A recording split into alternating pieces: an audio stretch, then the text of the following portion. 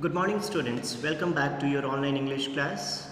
Today we will continue with the second chapter of Hornbill, that is, we are not afraid to die if we all can be together. In the previous class, we had completed till para number 5. In today's class, we will continue with para number 6. Do have a look in your textbook.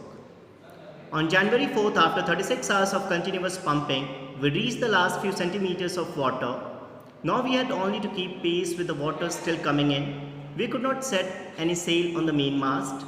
Pressure on the rigging would simply pull the damaged section of the hull apart. So we hoisted the storm jib and headed for where I thought the two islands were. Mary found some corned beef and cracker biscuits, and we ate our first meal in almost 2 days. But our respite was short-lived. At 4 p.m., black clouds began building up behind us. Within the hour, the wind was back to 40 knots and the seas were getting higher. The weather continued to deteriorate throughout the night, and by dawn on January 5th, our situation was again desperate. Let us have a look at difficult vocabs in the paragraph. Rigging means the ropes and wires that supports the structure of the ship. Hull is the framework of the vessel. Respite is a short period of rest, and deteriorate means to get worse. In the subsequent paragraph, we get to know that after 36 hours of continuous pumping on January 4th, the water was only a few centimeters left to be pumped out. But they still had to pump out the water which was coming in. They could not set sail on the main mast. They hoisted the storm jib and sailed towards the two small islands. They had their first meal in 2 days, some corned beef and cracker biscuits that was found by Mary. The rest period was short-lived as black clouds built up around 4 p.m. The wind was now 40 knots and the sea was getting higher. The weather got worse, and by the early morning of January 5th, the situation was bad. In this paragraph, we get to know that for the narrator and his family, the situation continued to get from bad to worse. They were in deep state of trouble where survival has become a big question mark.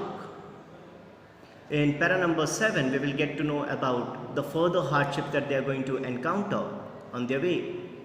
When I went in to comfort the children, John asked, "Daddy, are we going to die?"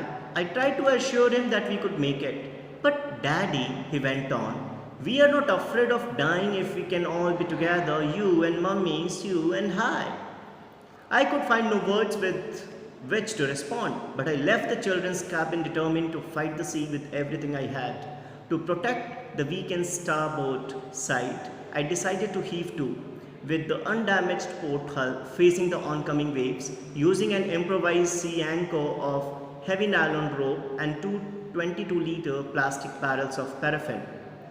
That evening, Mary and I sat together, holding hands as the motion of the ship brought more and more water in through the broken planks. We both felt the end was very near. So, dear students, let us have a quick look at the difficult vocabs in this paragraph. Heave to means to raise or lift with effort, and paraffin is a colorless flammable oil or liquid. In the paragraph, we get to know that when the narrator went to comfort his children, his son asked him whether they were going to die. He tried to assure him that they would make it. His son replied that they were not afraid to die till they were all together. This filled the narrator with a determination to fight back. He made efforts to protect the weakened starboard side. He used an improvised sea anchor made of heavy nylon rope and two 22-liter plastic barrels of kerosene. That same evening, the narrator and his wife sat holding hands, and they believed that their end was near. So, students, in this chapter we get to know, the difference between a house and a home. Home comprises of family members who are there with each other in all the phases of life, be it good or bad. And happiness creeps in at the time when you are together with your loved and dear ones. Herein we can see, that just a comforting word that the narrator got from his son John lifted his spirit, and he was far more determined to, fight those raging waves of the sea. Though the narrator and family was quite assured that their end was quite near, but still they had faith in the bonding that they had established with each other. So there is another important segment that we get to know, that hope is the only mode of survival when the things are going against you.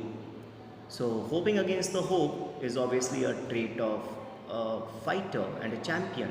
And this is what narrator and his family had depicted. Let us not forget about the small kids. Even their contribution is immense in lifting up narrator's spirit. Let us have a look at the next paragraph. But Wave Walker rode out the storm, and by the morning of January 6th, with the wind easing, I tried to get a reading on the sextant. Back in the chart room, I worked on wind speeds, changes of course, drift and current in an effort to calculate our position.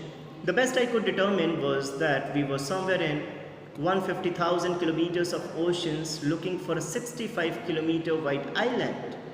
While I was thinking, Sue moved painfully, joined me. The left side of her head was now very solemn, and her blackened eyes narrowed to slits. She gave me a card she had made. On the front, she had drawn caricatures of Mary and me with the words, "Here are some funny people. Did they make you laugh?" I laughed a lot as well. Inside was a message.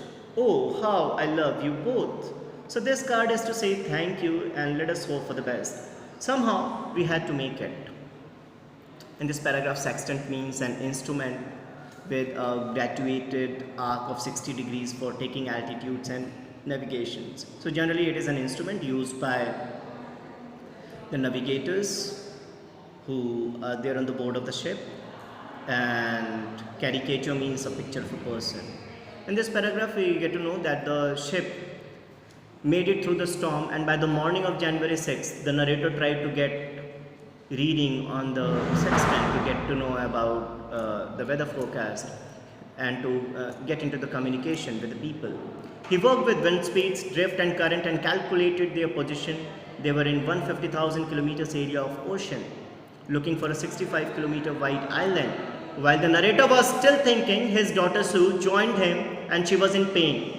The left side of her head was swollen, and her blackened eyes had narrowed down to slits.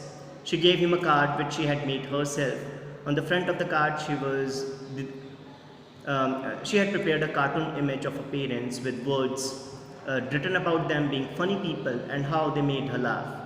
On the inside of the card, she told them how she loved them both and she thanked them. This made the narrator realize that they had to make it to the island. In the previous paragraph, we saw a little effort from John lifting the spirit of narrator. In this paragraph, we would see the small contribution coming from Sue's end, and how it is further going to make narrator, far more determined to gather his spirit to challenge those stormy water and raging waves.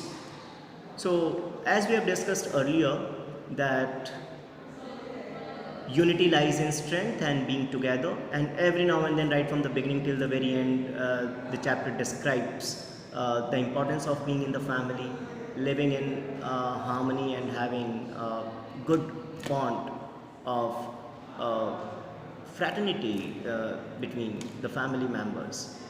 In the next class we will continue with the subsequent paragraphs. Till then, take care. Bye bye.